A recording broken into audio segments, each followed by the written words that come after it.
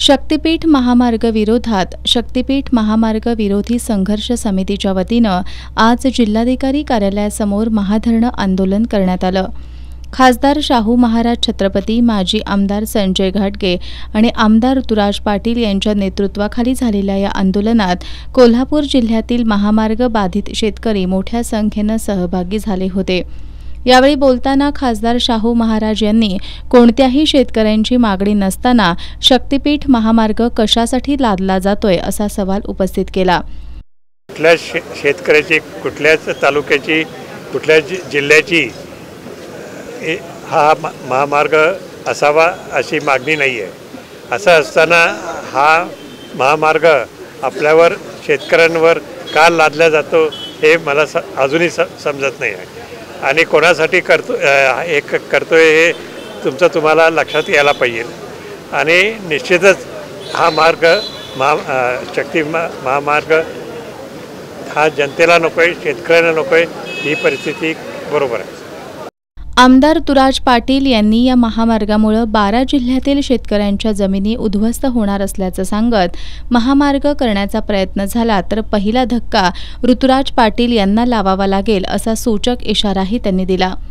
महामार्गाबाबत आमदार सतेज पाटील यांनी पावसाळी अधिवेशनात प्रश्न उपस्थित केला। त्यावेळी सरकारनं 15 दिवसांमध्ये आमदारांची बैठक लावू असं आश्वासन दिलं होतं, मात्र ही बैठक झाली नाही। दुसरीकडे या महामार्गाचा प्रस्ताव पर्यावरण विभागाकडे सादर करण्यात आलाय, त्यामुळे लोकप्रतिनिधींची सरकार दिशाभूल करते का असा संतप्त सवालही आमदार ऋतुराज पाटील यांनी उपस्थित केला। भविष्यात अजूनही आंदोलनाचं स्वरूप तीव्र केलं जाईल आणि त्यातून कायदा सुव्यवस्थेचा प्रश्न निर्माण झाला तर त्याला सरकार जबाबदार असेल असा इशाराही आमदार ऋतुराज पाटील यांनी दिला। मग आता एवढ्या सगळ्या गोष्टी घडत आल्यात, मग आमची दिशाभूल करायचा प्रयत्न सुरू आहे का, हा प्रश्न आमच्या सगळ्यांच्या मनामध्ये आहे। आज माझ्या मतदारसंघामधून देखील अनेक गावं आज या शक्तीपीठ महामार्गाच्यामुळं आज शेतकऱ्यांची जागा उद्ध्वस्त होणार आहेत। आम्हाला निश्चितपणे ह्याच्यामध्ये सांगण्यात येईल की या शक्तीपीठ महामार्गाला आमच्या सर्व शेतकऱ्या बंधूंचा हा विरोध राहणार आहे, कारण आज आपल्या राज्यामध्ये अनेक महामार्ग आहेत, कनेक्टिव्हिटी चांगल्या पद्धतीने आहे आणि मागणी नसताना देखील ही कनेक्टिव्हिटी, हा महामार्ग का उभा करता, हा प्रश्न आमच्या मनामध्ये आहे। मी मगाशी बोलल्याप्रमाणे जर हा महामार्ग माझ्या दक्षिण मतदारसंघामध्ये कोल्हापूर जिल्ह्यामध्ये कुठेही करण्याचा प्रयत्न झाला तर जोपर्यंत आम्ही आहे तोपर्यंत हा महामार्ग होऊ देणार नाही, हा आमचा तीव्र विरोध हा या महामार्गाला राहील।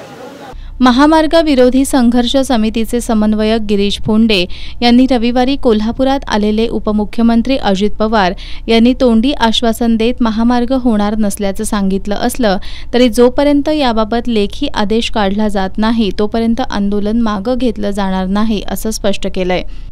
अजित पवारांनी तोंडी आश्वासन दिलं रद्द करतो म्हणून, पण आमचा लढा जो आहे मुख्यमंत्र्यांना, फडणवीसांना सांगायचा आहे, मंत्र्यांना बंदी आम्ही केलेली आहे की जोपर्यंत तुम्ही लेखी आदेश काढत नाही आहे महामार्ग रद्द झाला तोपर्यंत आंदोलन जे आहे ते चालू राहणार आहे।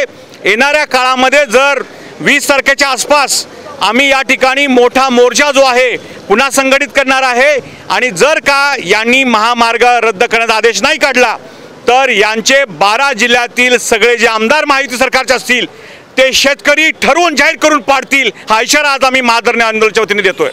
या आंदोलनात महामार्ग विरोधी संघर्ष समितीच्या पदाधिकाऱ्यांसह जिल्ह्यातील शेतकरी सहभागी झाले होते।